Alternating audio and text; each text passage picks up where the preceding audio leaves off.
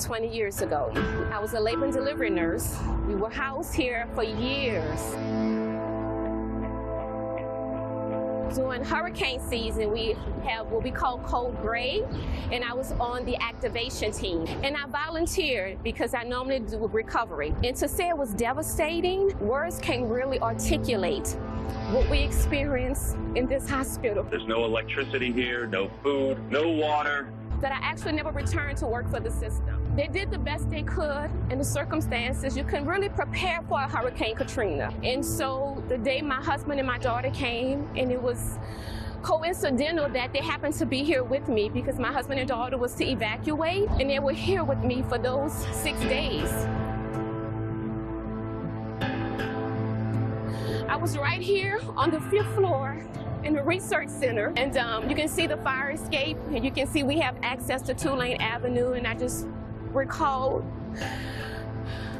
being a part of a team. We always say New Orleans are resilient, and we are. We were here to provide care, take care of patients. The camaraderie at first was exciting because we was here, and then storm hit.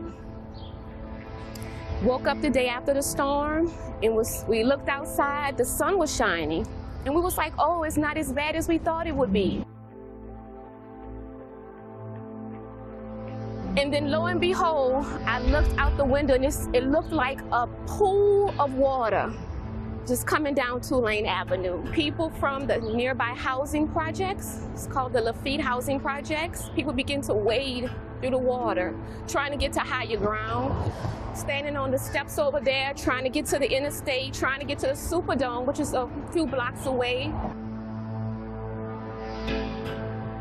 As the days went on, each and every day, security would come and tell us, be prepared to leave. We're rolling out tomorrow. Tomorrow came. We never rolled out. They began to run out of food. So first we was getting plates of food. Now we were getting styrofoam cups of food.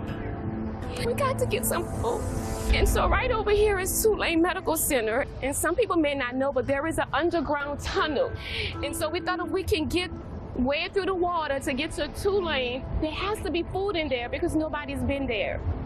Well, we get there were rats. We weren't expecting the rats to be in the water. We couldn't get to the food.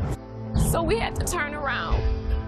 Hurricane Katrina has put millions of people in the dark, even in places like hospitals and nursing homes where loss of power can mean death. The only places that had the generator power were like the emergency department, ICU, and we would go down to the emergency department to charge our phones so we can, and our radios and what have you, so we can stay abreast of all the information. And the stairs were clear for many days. But then after a while, we began to see bodies in the staircase. There's absolutely no power, no electricity. People can't watch TV to get information. All they have are battery-powered AM radios. I'm a minister, and so every day I will post signs on the unit telling people what day it was, giving them updated information that I heard on the radio from contacting FEMA, contacting whoever you needed to contact to get the resources you need. And I would just give them words of encouragement and just say, be strong in the Lord, have faith in God, we're going to get through this.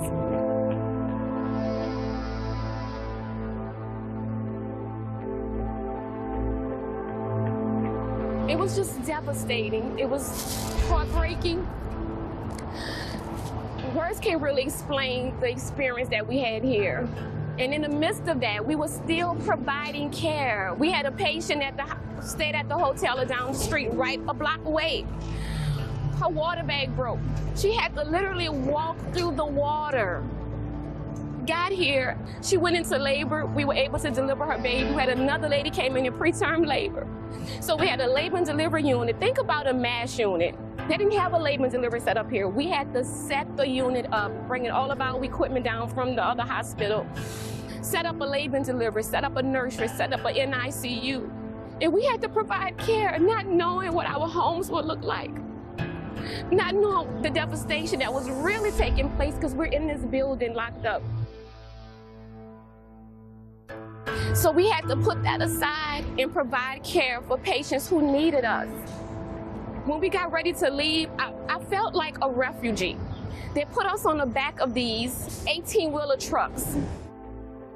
They didn't know where we were going. Destination unknown. They pulled up to the New Orleans International Airport.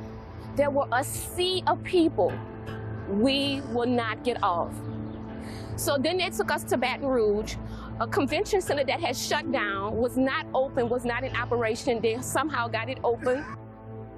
And we were there for the next few days until someone was able to come and get us. A dear friend who had family in Baton Rouge took us in, a single family home with over 10 people, for weeks, for months, until we were able to get back into the city to see what we could do.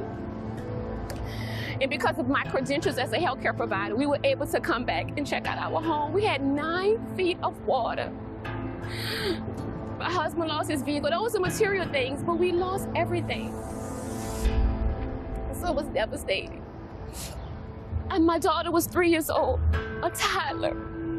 She had no idea what was going on. To experience that, what could we do? Just love her, hug her. She didn't know what was going on. And we didn't know what our future would look like.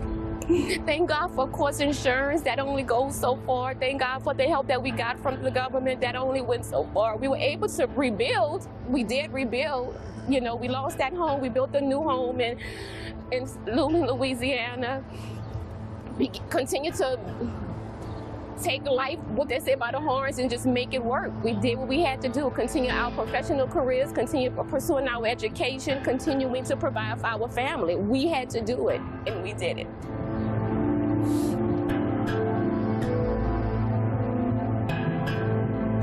It's nothing but the grace of God that kept us, because it is very traumatizing. And that's, you have to move past it. You have to think about what you can do to make things better.